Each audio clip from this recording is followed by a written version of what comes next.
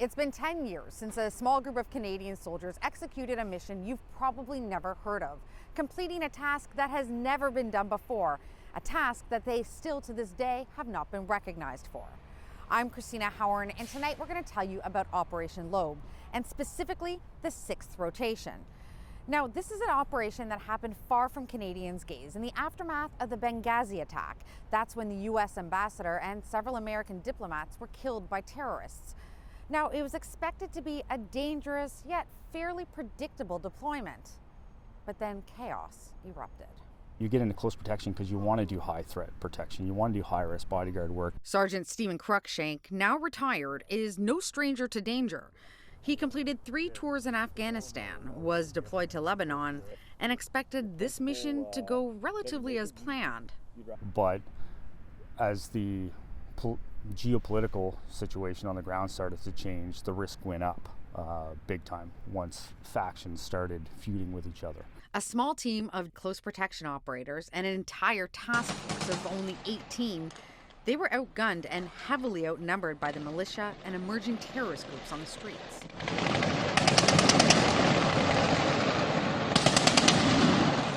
There was very real incoming threats. I'm not necessarily going to suggest it was direct, but we were in the line of an approaching civil war. Now retired Captain Andrew Goff, who escaped an attempted kidnapping on day 2 of this deployment, remembers just how quickly it turned bad. I recall very specific moments where we had to gather everyone from the embassy and hardpoint or put us in a location where we would all be safe. This did not just happen one time.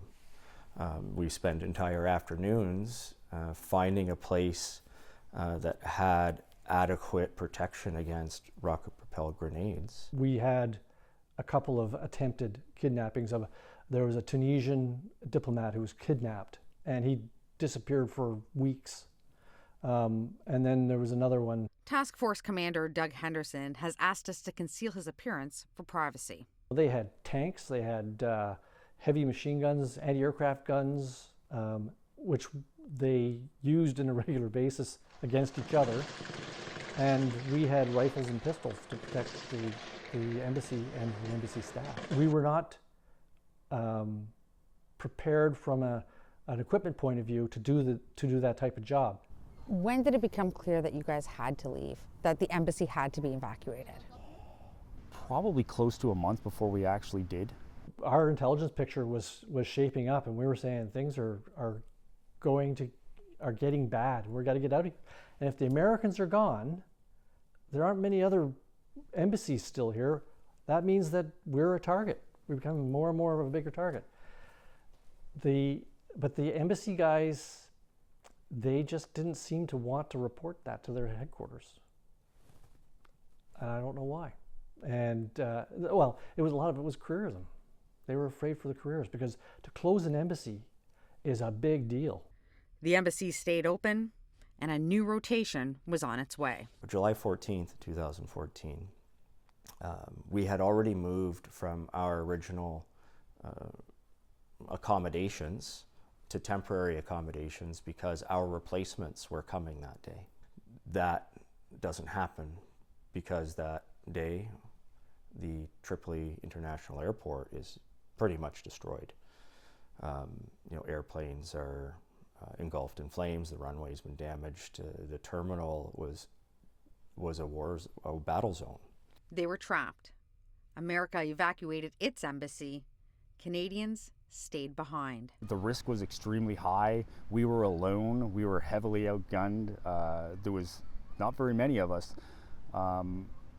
So yeah, there was fear there. There was hot rounds whistling through the compound, sizzling and cooking close enough that I could feel them. So any change of angle, and it could have been any one of us, without question. In this video, taken by the operations physician, you can hear rounds of gunfire land just inches from where she stood at the compound. Finally, they got the order they were waiting for. Yes, we're all soldiers, but we weren't all trained to do what you've just been asked to do. And what was it that you've been asked to do? Evacuate the diplomatic mission from Tripoli, Libya to the diplomatic mission in Tunisia. The only way out was an 800-kilometer drive to Tunis, Tunisia, through contested terrain governed by feuding militias. Militia who regularly cashed in on kidnapped Westerners. So, who planned the evacuation? The Close Protection Team. It's the longest ground evacuation ever conducted in the Canadian Armed Forces. And it was done not by a Special Forces unit, but by a group of, trained close protection operators and support staff that were not trained and equipped to do that. They burned classified documents, destroyed ammunition they couldn't bring, and loaded up 6 armored vehicles and a few cargo vans to carry an entire embassy to safety. And not a minute too soon.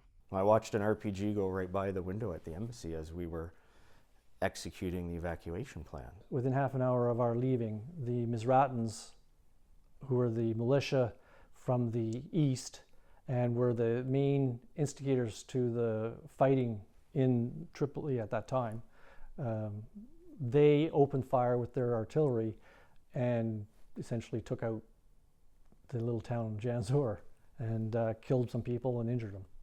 People were being targeted and attacked. Other close protection teams, the British team was attacked on that road. So you could imagine where we were at, where our tensions were at. They hit obstacles on the journey. Their convoy got into a crash, resulting in an altercation and a roadside payoff. They had escorts by competing militia with arms aimed at the convoy, delays and difficulties at the border. But after 14 hours of tense, adrenaline-fueled driving, they and their charges made it to safety.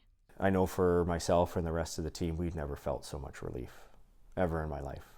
Have I felt that much dump of adrenaline? I could never replicate it. But as far as what the military does, I guess that's it. A captain from the Tunisian border who met us and shook our hands when we crossed. And I was grateful to see him, but that was the extent of any thanks that I've ever received from the Canadian Armed Forces. I think that the members of that team, the close protection team, the docs, the INT, and all the support staff did something that I'll still say to this day was extraordinary.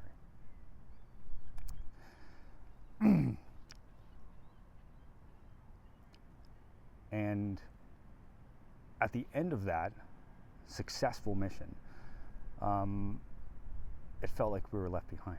Left behind because Operation Lobe, and specifically Rotation 6, aren't in any history books, and at the time it wasn't known to the media.